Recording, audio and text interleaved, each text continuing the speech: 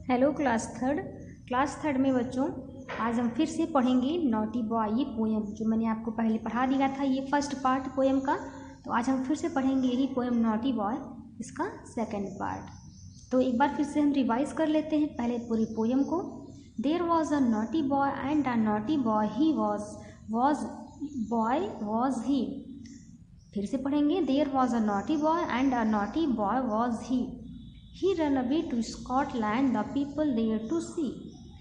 Then he found that the ground was as hard, that a yard was as long, that a song was as merry, that a cherry was as red, that lead was as weighty, that foursquare was as 80, that a door was as wooden as in England.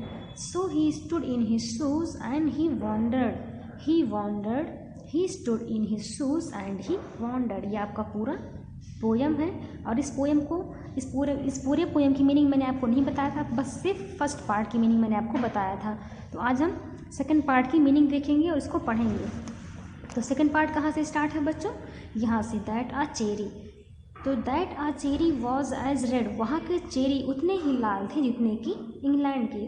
कहने का मतलब है वहाँ की जो cherry थी, जो Scotland के चेरी हैं, वो उतने ही रेड हैं, उतने ही लाल हैं जितने कि इंग्लैंड के। वो बच्चा सोच रहा, अपने मन में अपने आप से बातें कर रहा, अपने आप से कह रहा हो सब चीज़ें। जब वहाँ पर देखा गया स्कॉटलैंड, तो देखा सब कुछ को, जब उसको सब सेम लग रहा था, तो वो सोचने लगा, कहने लगा कि ये सब तो वैसे ही दिख रहा है जैसे मैंने इंग्लैंड पे देखा था।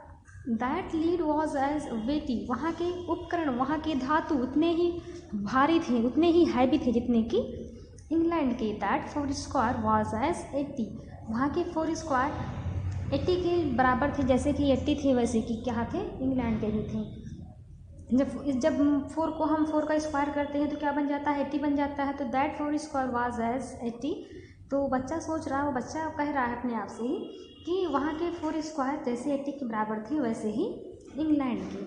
That are door was as wooden as in England, वहाँ के डोर वैसे ही लकड़ी के थे जैसे कि इंग्लैंड में भी डोर लकड़ी के ही थे और स्कॉटलैंड के भी डोर लकड़ी के ही थे।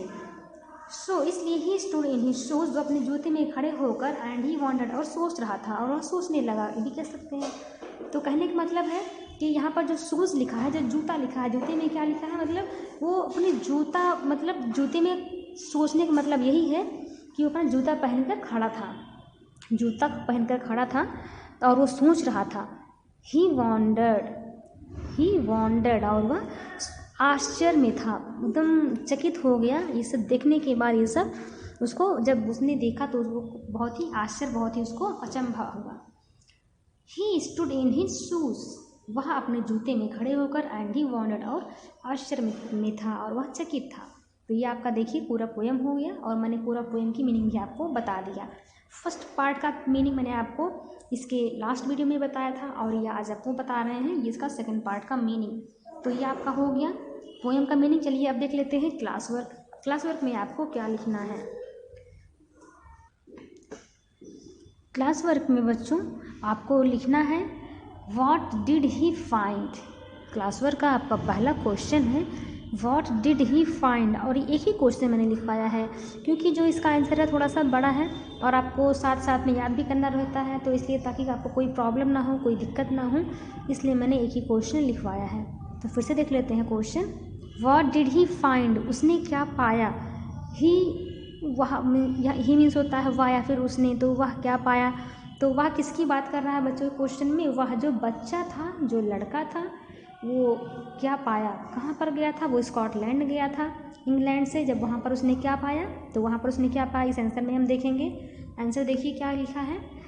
ही found that the ground and yard of Scotland was as hard as long like England. उसने पाया कि ग्राउंड और यार्ड स्कॉटलैंड के वॉज थे एज हार्ड, कठोर, एंड लॉन्ग, और लंबे, लाइक इंग्लैंड। उसने पाया कि जो है स्कॉटलैंड के ग्राउंड और यार्ड उतने ही कठोर और लंबे थे जितने कि इंग्लैंड के थे। तो यही मैंने आपको पढ़ाया था, आपको याद होगा अगर आपने पोएम को ध्यान से पढ़ा होगा। तो आपको पता होगा कि मैंने बताया था कि जब वहाँ पर गया इंग्लैंड से, तो उसने देखा सब कुछ उसको एक जैसा सा लग रहा था, उसको एक तरीके से इंग्लैंड के जैसा स्कॉटलैंड में भी सब सेम सेम लग रहा था। तो वह फिर से आंसर को रिपीट करते हैं। He found that the ground and yard of Scotland was as hard as long like England.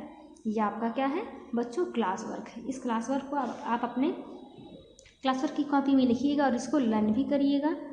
And देख लेते हैं अब आपका होमवर्क क्या है। होमवर्क है बच्चों, ये जो 5 नंबर का क्वेश्चन है, identify the rhyming word in the poem. Poem में जितने भी राइमिंग वर्ड उनको क्या करना है, आइडेंटिफाई करना है और उसको आपको अपने होमवर्क की कॉपी में लिखना है। तो बच्चों आज मैंने ये 3rd क्वेश्चन लिखवाया था क्लास वर्क में, व्हाट डिड ही फाइंड। और जो 4th नंबर का क्वेश्चन ये है, ये क्वेश्चन भी मैंने आपको लिखवा दिया है और ये क्वेश्चन बुक से नहीं है, ये थोड़ा सा अलग मैंने लिखवाया है ताकि आपको लर्न करने में कोई प्रॉब्लम ना हो। लेकिन दोनों जो मैंने लिखवाया है वो भी और ये क्वेश्चन भी दोनों सेम है, दोनों का आंसर सेम ही है। तो देख लेते हैं ये 4th नंबर का क्वेश्चन बुक में क्या लिखा है। Which country did he naughty boy belong to. जो नॉटी बॉय था, जो नॉटी लड़का था, वो किस कंट्री से, किस देश से बिलोंग करता था, फिर किस देश का रहने वाला था। तो मैंने आपको लिखवाया ही था क्लास वर्क में कि जो नॉटी बॉय था वो जो है कहाँ से था, वो इंग्लैंड से था। तो ये मैंने आपको पहले ही लिखवा दिया है, इसलिए आपको 4th नंबर का क्वेश्चन नहीं लिखना है और 5th नंबर का क्वेश्चन आपको क्या लिखना है, अपने होमवर्क में लिखना है। Identify the rhyming word in the poem. Poem में जो राइमिंग वर्ड है उनको आइडेंटिफाई करना। चलिए आपको हम बता देते हैं कौन कौन से वर्ड हैं राइमिंग वर्ड में। जैसे कि देखिए स्टार्टिंग से ही देखते हैं, यहाँ लिखा है there was a naughty boy and the naughty boy was he. यहाँ पर देखिए ही लिखा है। He run away to Scotland the people there to see. तो देखिए ही और सी दोनों क्या है, दोनों राइमिंग वर्ड है, मतलब जैसे सेम जो उनकी वॉइस है, जो उनका साउंड है, प्रोनाउंसिएशन है, वो क्या है, दोनों का सेम जैसा है। तो और देखिए क्या है, ऐसे नेक्स्ट और सारे भी हैं। Then he found that the ground. देखिए फाउंड एंड ग्राउंड भी दोनों राइमिंग वर्ड ही हैं। नेक्स्ट है was as hard that a yard. Hard और यार्ड भी दोनों सेम है।